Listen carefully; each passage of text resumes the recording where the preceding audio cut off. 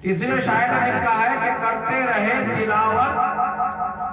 عبادت تمام رات، خود مصطفیٰ نے ایسے منائی شب برات، خود مصطفیٰ نے ایسے منائی شب برات۔ حضرات محترم، اور آگے شاعر کہتے ہیں کہ کیجئے سنت رسول کی ہے زیارت قبور کی، سنت رسول کی ہے زیارت قبور کی، کیجئے کچھ ان کے حق میں بھلائی شب برات، کیجئے کچھ ان کے حق میں بھلائی شب برات۔ آئیے سب سے پہلے ہم اور آپ گنبد خضرا میں آرام فرمانے والے آقا و مولا حضور تاجدار انبیاء احمد مجتبی محمد مصطفیٰ صلی اللہ تعالی علیہ وسلم کے دربار محبار میں درود و سلام کا ہدیہ نشاور پیش کریں، اور عقیدت و محبت کے ساتھ جھوم جھوم کر پڑھیں اللہم صلی علی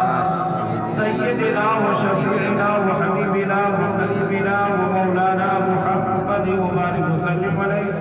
صلاۃ و سلام علیک یا رسول اللہ صلی اللہ تعالی علیہ وسلم۔ حضرات محترم، آج شعبان المعظم کی 15ویں شب یعنی 15ویں رات۔ حدیث پاک میں آتا ہے کہ شعبان المعظم کی 15ویں رات کو جو قیام کرے یعنی عبادت کرے اور 15 تاریخ کو دن کو روزہ رکھے تو اللہ تبارک و تعالی ان کے تمام گناہوں کو معاف فرما دیتا ہے، تمام گناہوں کو معاف فرما دیتا ہے۔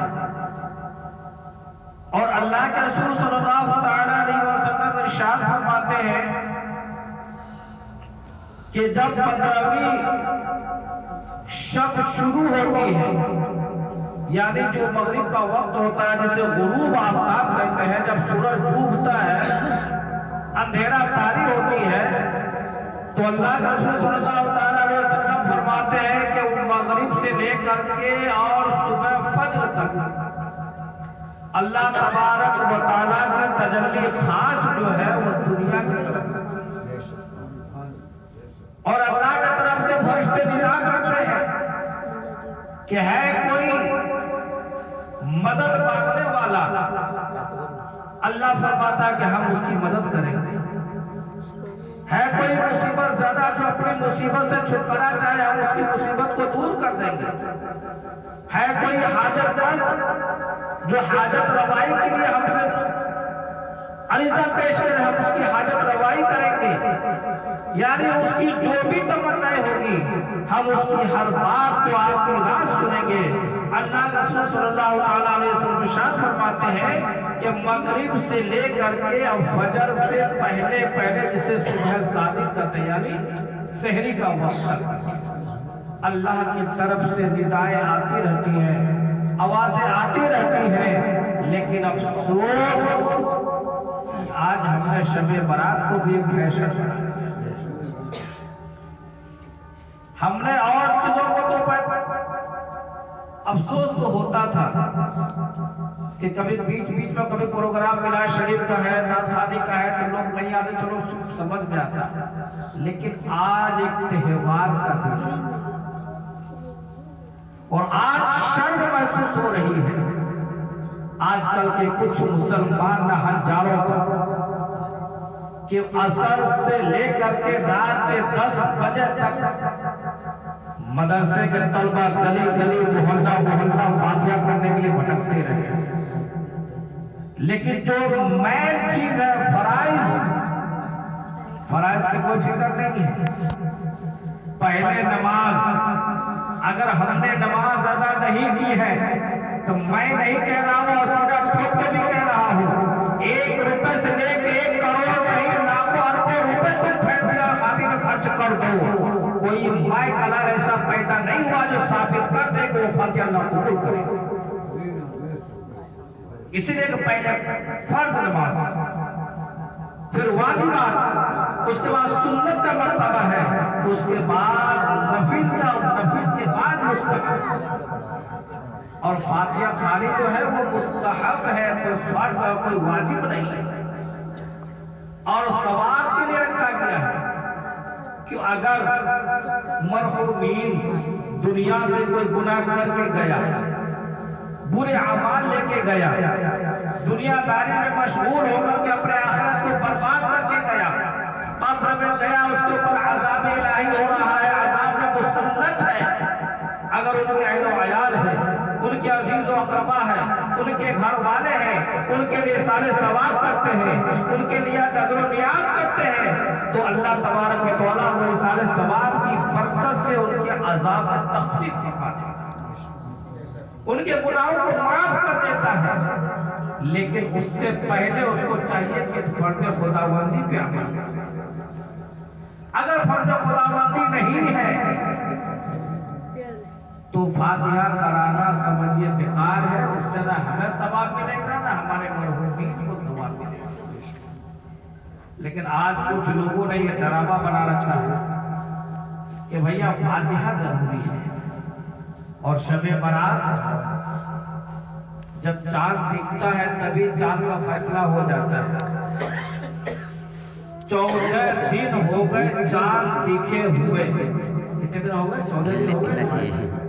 لیکن آج بھی مسلمان پوچھ رہے ہیں بار بار فون کر کے کہ شب برات آج ہے کل، آج ہے یا کل ہے؟ ارے بھیا تم کیسے مسلمان ہو؟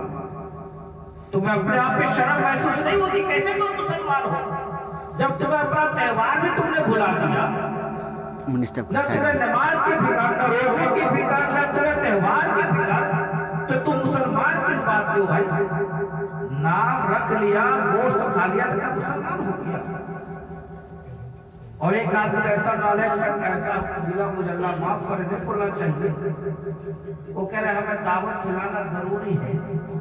میں کہا بھیا دعوت بچوں کی 2-3 جگہ ہو رکھی ہے، ہم کہاں کہاں بچوں کو بھیجیں، اور بچے کیا کھائیں گے، آپ بعد میں کھلا دینا؟ بولے نہیں قاری صاحب، اگر ہم دعوت نہیں کھلائیں گے نا تو معاذ اللہ ہمارے مردے، اس بات کو ہم سمجھتے تو یقیناً مردے ہمارے کھانا نہیں کھاتے ہیں بلکہ ان کو اس کا ثواب پہنچتا ہے۔ بہرحال اللہ ہماری قوم کو ہدایت عطا فرمائے، جو بغیر اجر شرعی کے اگر یہاں پہ نہیں آئے ہیں تو اللہ انہیں ہدایت دے اور نیک عمل کی توفیق عطا فرمائے، اور جو کسی اجر کے تحت نہیں آ پائے ہیں اللہ ان کی اجرت کو دور فرما دے۔ اللہ کے رسول صلی اللہ تعالیٰ علیہ وسلم ارشاد فرماتے ہیں، اور حضرت عائشہ صدیقہ رضی اللہ تعالیٰ عنہ جو ہماری آپ کی ماں امہات المؤمنین ہیں، شب برات کی رات میں عشاء کی نماز ادا کر کے ہمارے آقا صلی اللہ تعالیٰ علیہ وسلم حضرت عائشہ کے حجرے میں جاتے ہیں، کچھ دیر وہاں بیٹھے، اس کے بعد وہاں سے اٹھے، اور بغیر حضرت عائشہ رضی اللہ تعالیٰ عنہ کو کچھ بتائے ہوئے خاموشی سے آپ وہاں سے چلے گئے۔ تو حضرت عائشہ رضی اللہ تعالیٰ عنہ کو شک ہوا کہ لگتا ہے کہ میرے سردار، میرے نبی دوسری زوجہ کے پاس جا رہے ہیں۔ حضرت عائشہ فرماتی ہے کہ میں نے اپنے شوہر کا، اپنے سردار کا، نبی اکرم صلی اللہ علیہ وسلم کا پہلے پیچھا کیا، مطلب پیچھے پیچھے ہم بولیے پڑتا کرتے، تو میں نے دیکھا کہ نبی علیہ السلام میرے حجرے سے نکلے اور سیدھا جنت البقیع میں چلے گئے۔ جنت البقیع آپ نے سنا ہوگا قبرستان کا، اور وہاں جانے کے بعد اپنی ہاتھ کو اللہ کی بارگاہ میں اٹھا دیے، اور میں چھپ کر کے دیکھتی رہی، اور آقا علیہ السلام پھوٹ پھوٹ کر کے، یعنی زور زور سے رو رو کر کے اللہ سے مناجات کر رہے تھے، اللہ سے دعائیں مانگ رہے تھے، ان تمام مرحومین کے لیے جو اپنی جان موت کا مزہ چک کر کے اپنے اس قبرستان میں اپنے قبروں میں لیتے ہوئے ان کے لیے دعائیں مغفرت فرما رہے ہیں۔ کافی دیر کے بعد پھر آقا علیہ السلام جب وہاں سے